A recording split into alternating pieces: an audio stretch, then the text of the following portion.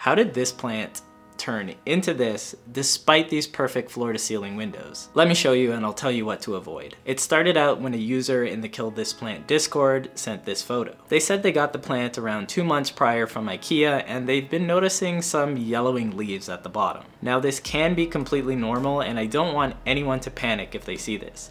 I've actually already made a video on it. But if your plant no longer needs those smallest leaves, like maybe larger leaves are now shading them out, your plant will just drop them on its own. Now if those small leaves at the bottom turning yellow turns into the entire plant as a whole turning yellow, then you have a problem. Your soil might be too dense, the plant is holding onto too much water, and your roots are dying. Get a long wooden stick that can reach all the way to the bottom of your plant's pot. When you pull the stick out, a dry, clean stick means that your soil is dry and your plant is ready to be watered again. A stick that comes out and is covered in soil means that your plant is still wet. You don't need to water again until the stick is mostly dry. If your soil is still significantly wet after an entire week, then well, your roots might be staying wet for too long and they could be dying off. You could get a better soil mix, put your plant in a smaller pot, add more sunlight, and that will help your soil dry out much faster. But here's where the critical mistake was made.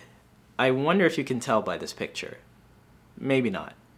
Here's some more context. They examined the roots and they were only rotting a little bit. Not great, but still salvageable. They mixed a better potting mix. That's good. They went down to slightly smaller pots. That's good. I can't believe I didn't see this mistake, but they separated their plant. And you might be thinking, what's wrong with separating your plant? Well, I have to show you, but I need to use spaghetti. These are the roots in your pot. All of this extra space is wet soil that's killing your roots. Here are some slightly smaller pots. And here are your roots being separated. In comparison to where your roots were before, there's comparatively the exact same amount, if not more, wet soil around your roots. So with their already compromised roots, their plants were just fated to get worse, and worse, and worse, and worse.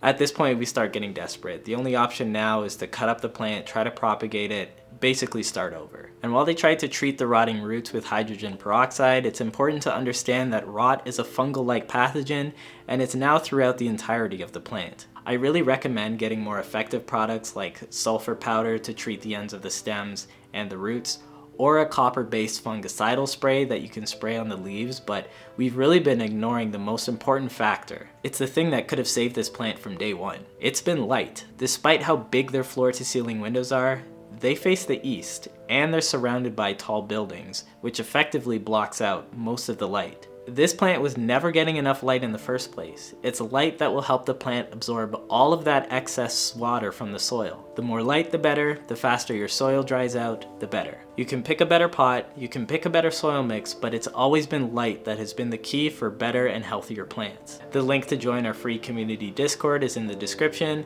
Please help us water our tree. His name is Tim, and I'll see you next time.